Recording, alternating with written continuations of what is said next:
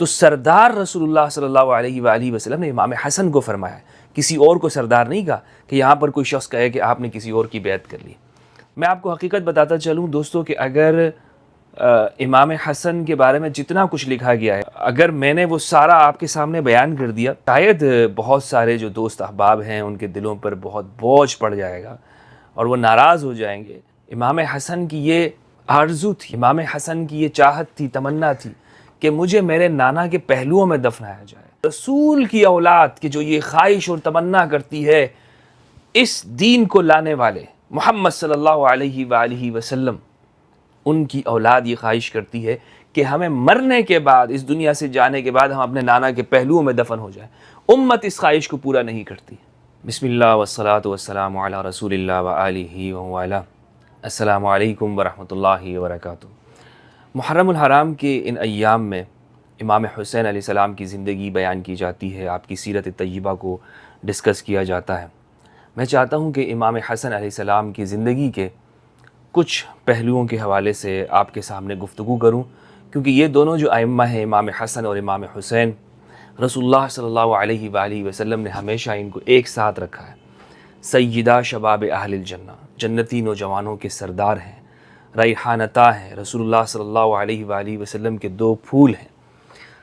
تو امام حسن علیہ السلام کی زندگی کو بہت، ان کی زندگی کا ایک پہلو میں آپ کے سامنے بیان کرنا چاہتا ہوں کہ جو ان کی مظلومیت سے تعلق رکھتا ہے۔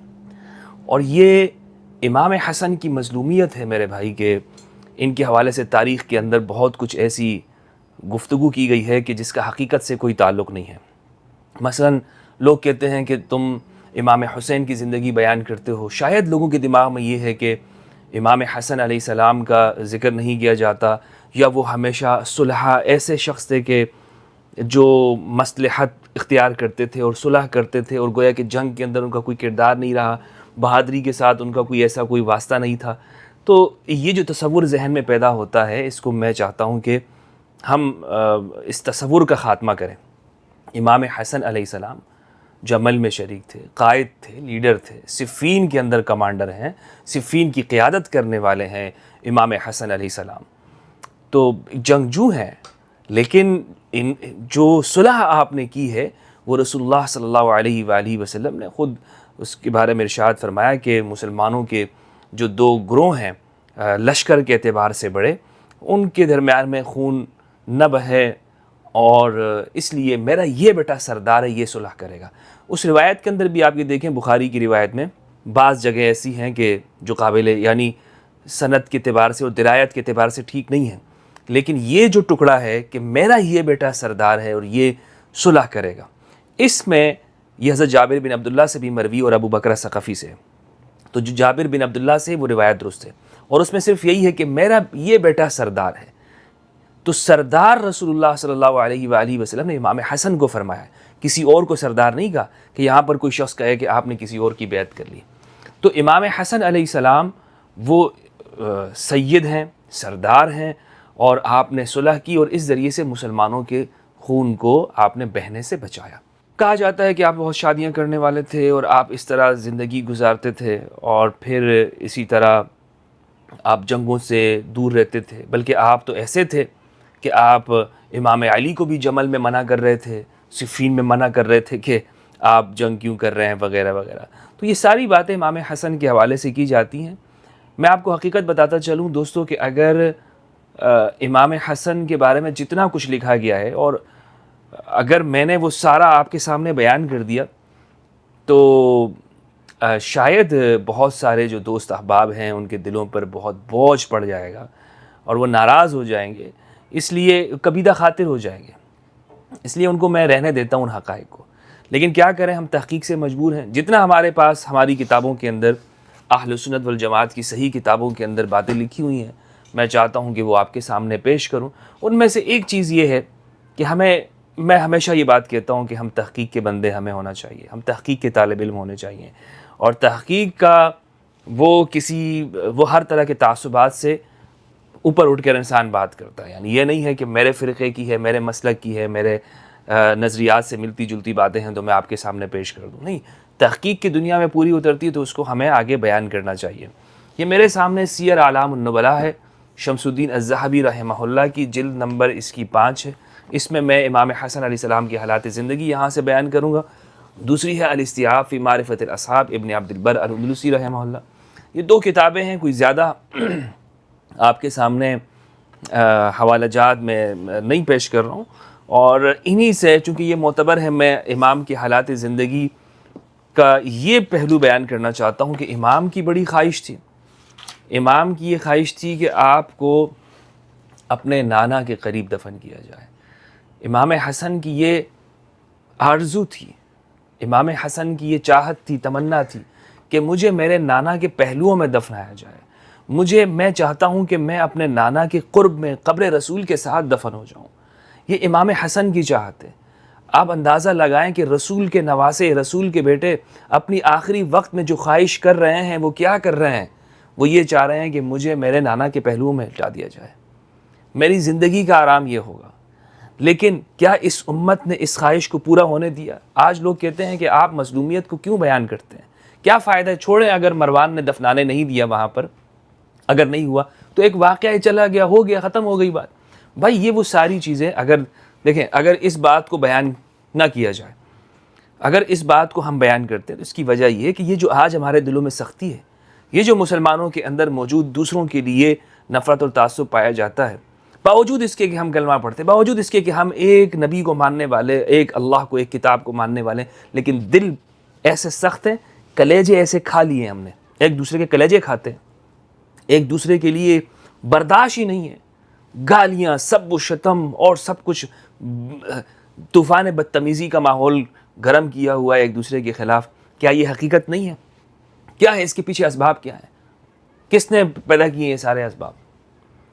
آپ کہیں گے کہ اس کے پیچھے دشمن ممالک کی وہ ساری کارروائیاں ہیں۔ میرے بھائی اتنے سادہ نہیں ہے مسلمان، اتنے زیادہ سادہ نہیں ہے جتنے ہم نے ان کو بنا دیا ہے کہ ماشاءاللہ بس یہ دودھ پیتے بچے ہیں، دنیا کی سیاست کو جانتے ہیں، ہر چیز کو جانتے ہیں، معلوم ہے ان کو اپنے فائدے، لیکن وہ تعصبات ہیں جو شروع زمانے سے چلے آ رہے ہیں، اور آج تک کتابوں کے اندر یہ ساری باتیں لکھی ہوئی ہیں، اور اسی طرح بہت سی جگہوں پر یہ باتیں پڑھائی جاتی ہیں۔ تو اس لیے یہ حقائق ہمیں جاننا ضروری ہے کہ رسول کی اولاد کی جو یہ خواہش اور تمنا کرتی ہے، اس دین کو لانے والے محمد صلی اللہ علیہ وآلہ وسلم، ان کی اولاد یہ خواہش کرتی ہے کہ ہمیں مرنے کے بعد، اس دنیا سے جانے کے بعد، ہم اپنے نانا کے پہلوؤں میں دفن ہو جائیں۔ امت اس خواہش کو پورا نہیں کرتی۔ افسوس کا مقام ہے یا نہیں ہے؟ کتنے افسوس کا، اور کیوں ایسا کیوں ہوا؟ یہ سارے واقعات کیوں ہوئے؟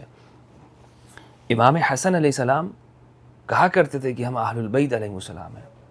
یہ ان کے علاوہ، اہل البیت کے علاوہ کسی نے دعویٰ نہیں کیا، کسی نے اپنی زبان سے نہیں کہا کہ ہم اہل البیت ہیں، ہم آیت تطہیر کے مصداق ہیں۔ یہ میں آپ کے سامنے بڑی ذمہ داری کے ساتھ یہ عرض کرتا ہوں۔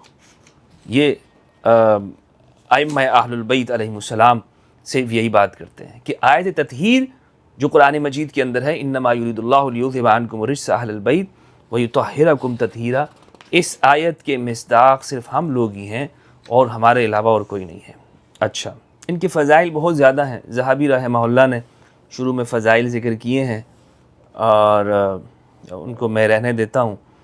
کہتے ہیں صفحہ نمبر 154 پہ، ان اہل العراق لما بایعوا الحسن قالوا له سر الى هؤلاء الذين عصوا الله ورسوله وارتكبوا العظائم، کہ جب امام حسن کی بیعت ہو گئی تو اہل عراق نے امام حسن سے کہا کہ یہ جو لشکر ہے ان کی جانب آپ جائیں جنہوں نے اللہ اور اس کے رسول کی نافرمانی کی ہے اور بڑے بڑے گناہ کیے ہیں۔ فسار الى اہل الشام، تو امام حسن شامیوں کی طرف روانہ ہوئے۔ واقبل معاویہ حتی نزل جسر منبج، جسر منبج کے پاس معاویہ کے لشکر کے ساتھ ملاقات ہوئی۔ یہ ایک طویل واقعہ ہے، ذہبی رحمہ اللہ آگے ذکر کرتے ہیں کہ جب صلح ہو گئی تو اس صلح کے اندر یہ بات تھی، صلح کے شرائط میں سے یہ بات تھی، ثم کاتب معاویہ فی الصلح علی ان یسلم له 3 خصال، 3 شرائط ان میں سے تھی۔ ایک یہ کہ یسلم له بیت المال فیقضی منہ دینہ ومواعیدہ، ایک تو بیت المال میں سے حصہ ملا کرے گا، ویتحمل منہ هو وآلہ، اچھا، ولا یسب علی وہو یسمع، اور دوسری جو شرط ہے صلح امام حسن میں سے کہ علی پر سب نہیں کیا جائے گا اس حال میں کہ یہ سن رہے ہوں، یعنی یہ سن رہے ہوں، یہ موجود ہوں، ان کے سامنے علی پر سب نہیں کیا جائے گا۔ یہ دوسری شرط تھی۔ یہ امام حسن علیہ السلام نے صلح کی، اور اسی طرح ابن عبد البر نے بھی اس بات کو لکھا ہے۔ فتح الباری کے اندر ابن حجر عسقلانی نے صحیح سند کے ساتھ لکھا ہے صلح امام حسن کی شرائط، اور اس پر میں گفتگو کر چکا ہوں۔ اور اسی طرح طبقات ابن سعد کے اندر یہ شرائط موجود ہیں، صحیح سند کے ساتھ میں ان شرائط کو ذکر کر چکا ہوں، جو یہ اس جگہ موقع نہیں ہے۔ میں یہاں پر جس موضوع پر گفتگو کرنا چاہتا ہوں اس کی طرف میں چل رہا ہوں۔ کہتے ہیں پھر ان شرائط میں سے اس بات کو پورا کیا گیا کہ بیت المال میں سے جو حصہ ملے گا، وَكَفَّ مُعَاوِيَةُ عَنْ سَبِّ عَلِيٍّ وَالْحَسَنُ يَسْمَعُ، اور معاویہ اس بات سے رک گئے ان سب علی، علی کو سب کرنے سے، اس حال میں کہ حسن سن رہے ہوں، اس حال میں کہ امام حسن علیہ السلام سن رہے ہوں۔ صفحہ نمبر 158 پہ بیان کیا، کہتے ہیں ہلال بن یساف سے روایت ہے، وہ کہتے ہیں میں نے امام حسن کو ارشاد فرماتے ہوئے سنا، آپ کہتے ہیں یا اہل الکوفہ، اے کوفہ کے لوگو، اتقوا اللہ فینا، ہمارے معاملے میں اللہ سے ڈرو، ہمارے معاملے میں اللہ سے ڈرو، فإنا امراؤکم، ہم تمہارے امیر ہیں، وإنا اضیافکم، تمہارے مہمان ہیں، ونحن اہل البیت الذین قال اللہ فیہم، ہم وہ اہل البیت ہیں جن کے بارے میں اللہ سبحانہ وتعالی نے فرمایا انما یرید اللہ لیذھب عنکم الرجس اہل البیت ویطہرکم تطہیرا، اللہم صلی علی محمد وعلی محمد۔ یہ جو الفاظ ہیں اس طرح کے کہ یہ آیت ہمارے بارے میں اتری ہے، امام حسن، امام حسین اہل البیت کے علاوہ اور کسی نے نہیں کہا، نہ ازواج یہ کہتی ہیں اور نہ ہی صحابہ یہ کہتے ہیں کہ اس میں کوئی اور شامل ہے۔ اچھا دوستو، یہ کچھ چند وہ چیزیں تھیں جو میں نے آپ کے سامنے بیان کی۔ امام حسن علیہ السلام کو زہر دیا گیا، کس نے زہر دیا؟ ذہبی نے اس بارے میں لکھا ہے، ابن عبد البر نے لکھا ہے، اور نام جو ہے وہ جادہ بنت اشعث بن قیس کا آتا ہے، اور یہ اشعث بن قیس کی جو بیٹی ہیں، اشعث بن قیس کا کردار خود بھی بہت متنازع رہا ہے۔ یہ پہلے اسلام قبول کیا رسول اللہ کے زمانے میں، پھر مرتد ہو گئے، پھر حضرت ابوبکر کے زمانے میں پھر ان کو حضرت ابوبکر نے اپنی بیٹی کا رشتہ دیا اور ان کا اسلام قبول کر لیا، مرتد ہو گئے تھے یہ اور اسلام سے پھر گئے تھے۔ تو اب یہ جو کہتے ہیں کہ بھائی مرتد کی سزا سرطن سے جدا ہے، تو اشعث بن قیس کا اسلام حضرت ابوبکر نے قبول کیا ہے، اور وہ ان کا گناہ بڑھا ہے، رسول کے زمانے کے قریب ہے۔ ہم تو پھر بھی آج کل کے زمانے کے اگر کوئی شخص اللہ نہ کرے الیاذ باللہ وہ اسلام سے پھر جاتا ہے تو اس کا کم درجے کا گناہ ہے، کیونکہ رسول اللہ کے زمانے سے بہت دور ہے، اور وہ تو اشعث بن قیس تو رسول کے زمانے کے بہت قریب ہے، خود رسول اللہ کے اوپر کلمہ پڑھا ہے، تو اس کا گناہ تو بہت بڑا ہوگا نا اشعث بن قیس کا۔ تو ان کی بیٹی ہیں جادہ، ان کے بارے میں کہتے ہیں ان جادہ بنت الاشعث بن قیس سقت الحسن السم، امام حسن کو سم دیا، زہر دیا، فاشتکا فکان تودع تحتہ تشت وترفع اخرى نحو من 40 یوما، کہ آپ کے حالت یہ ہو گئی تھی کہ آپ کے نیچے برتن رکھ دیا جاتا تھا اور اس میں خون کی جو قے ہے وہ آپ کیا کرتے تھے۔ امام حسین کو بلایا کہ میرے بھائی مجھے ایسا زہر دیا گیا ہے کہ مجھ پر پہلے 40 مرتبہ کئی مرتبہ کوشش کی گئی زہر دینے کی اور دیا گیا، لیکن آج جو مجھے زہر دیا گیا ہے اس نے تو میرا کلیجہ وہ باہر اس سے آ رہا ہے، اس کے ٹکڑے، اس کے لوتھڑے جو ہیں وہ منہ سے جو ہے وہ قے ہو رہے ہیں۔ صفحہ نمبر 162 پر کہتے ہیں، ابی حازم سے روایت ہے، وہ کہتے ہیں لما حضر الحسن قال للحسین، کہ جب امام حسن علیہ السلام کا آخری وقت تو آپ نے امام حسین سے کہا مجھے ادفنی عند ابی، یعنی النبی صلی اللہ علیہ وآلہ وسلم، مجھے میرے باپ، میرے والد یعنی نبی صلی اللہ علیہ وآلہ وسلم کے پاس دفنانا، الا ان تخاف الدماء، مگر یہ کہ تمہیں خون کا خوف ہو، کہ خون کہیں خون ریزی نہ ہو،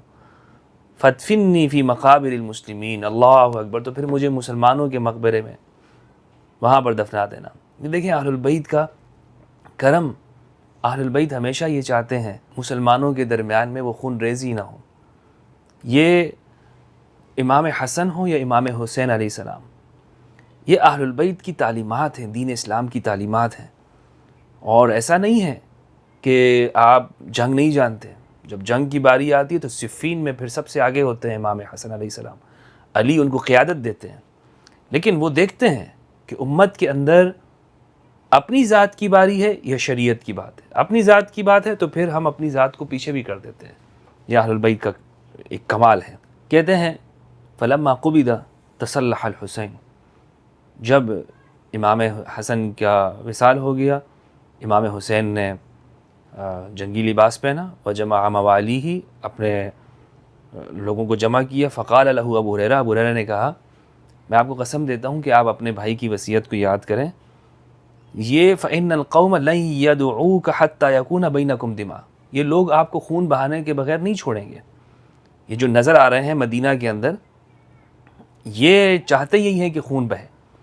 فدفنه بالبقیع، تو امام حسین نے امام حسن کو بقیع میں دفنا دیا۔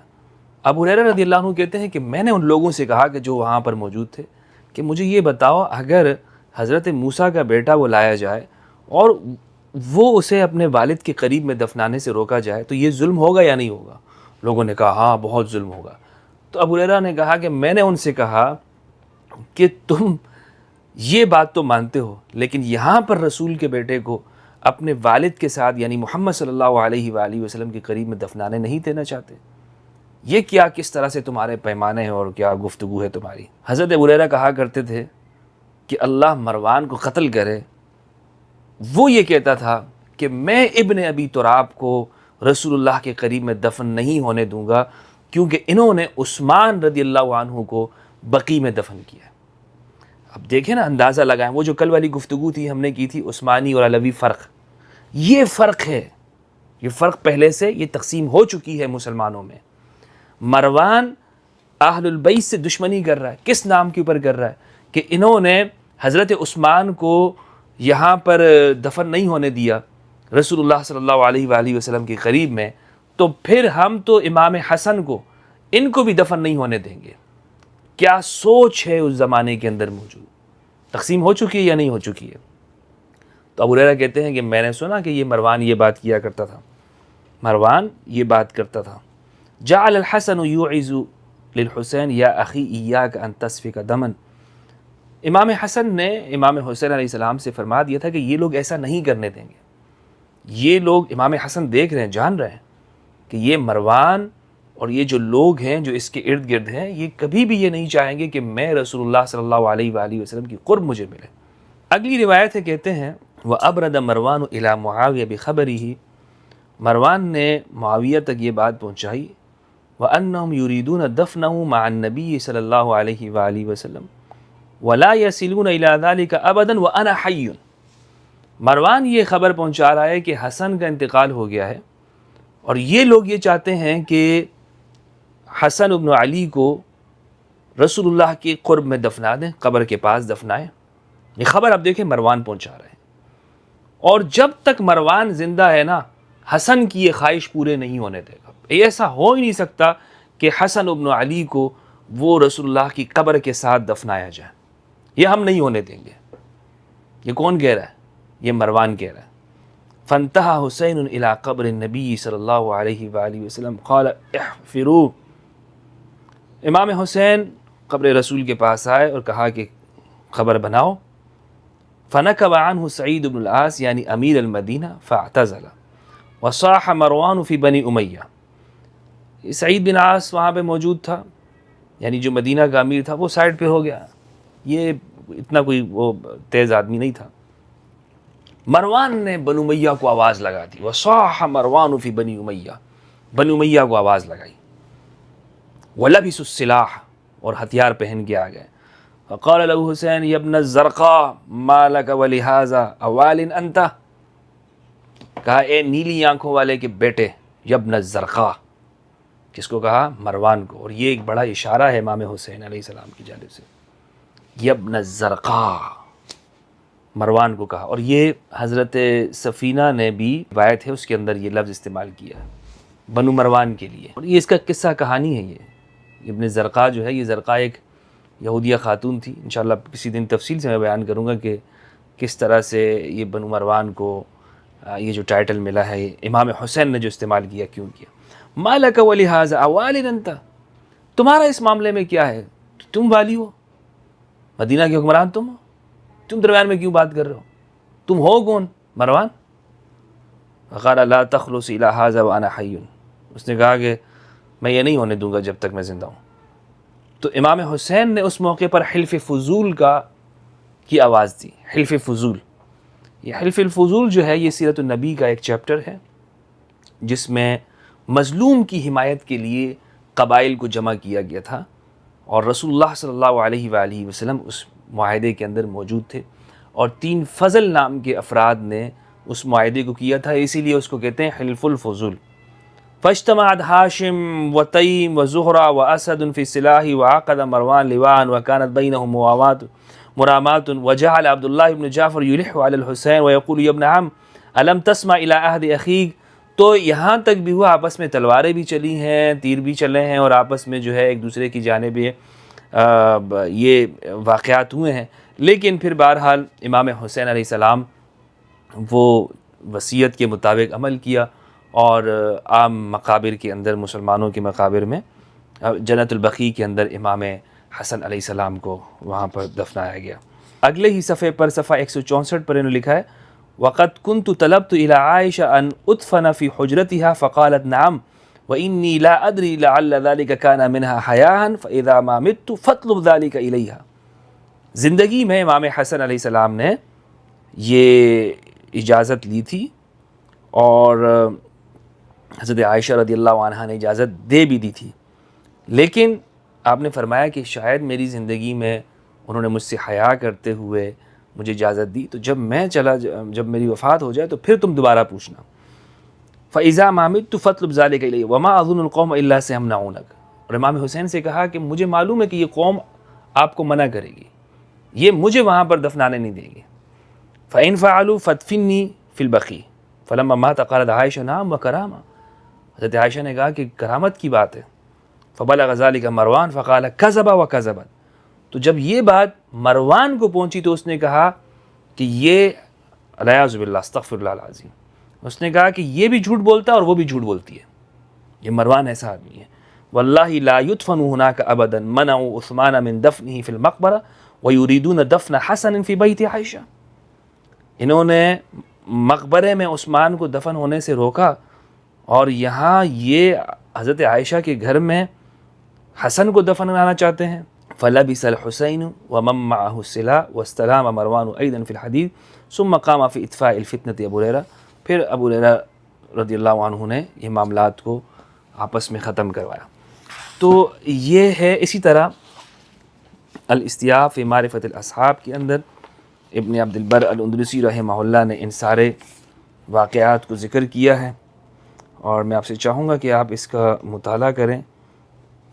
شرائط بھی لکھی گئی ہیں جو صلح حسن کی شرائط ہیں، اور اس پورے واقعے کو یہاں پر ذکر کیا ہے کہ کس طرح سے یہ میں آپ دیکھ سکتے ہیں، یعنی الاستیاب کے اندر جو احوال زندگی ہے اس کو جیسے ترتیب ہجا، حروف ہجا کے ترتیب پہ لکھے ہیں، تو سین نون میں آپ امام حسن کے حالات زندگی میں پڑھ سکتے ہیں. تقریباً ایک ہی طرح کے حالات و واقعات ہیں جو ذہبی نے لکھے ہیں یا ابن عبد البر نے لکھے ہیں.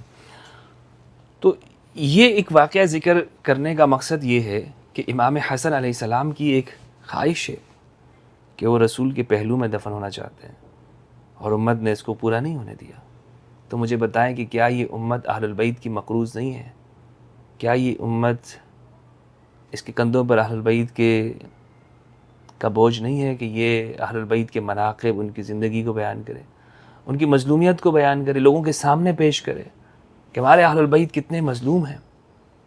اور مجھے تو دوستو، میں جب یہ ان چیزوں کو، ان باتوں کو پڑھتا ہوں نا، ان واقعات کو، میرے سامنے یہی بات آتی ہے کہ ہمارے جو حالات ہیں مسلمانوں کے، ہمیشہ ہی اسی طرح جو ایک دوسرے کے گریبانوں میں ہاتھ ڈالے رہیں گے، کیونکہ اس امت نے اہل البیت کی بہت مقروض ہے، بہت مقروض ہے. اللہ سبحانہ و تعالیٰ سے دعا ہے کہ پروردگار ہم سب کو قرآن مجید میں تدبر کرنے اور اہل البیت کی معرفت عطا فرمائے. السلام علیکم ورحمۃ اللہ وبرکاتہ.